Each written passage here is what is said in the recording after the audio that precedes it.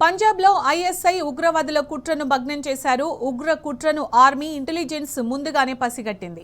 పక్కా సమాచారంతో టిబ్బా Nangal, కులార్ road, SBS నగర్లో సోదాలు నిర్వహించిన స్పెషల్ సెల్ పోలీసులు భారీగా ఆయుధాలు స్వాధీనం చేసుకున్నారు.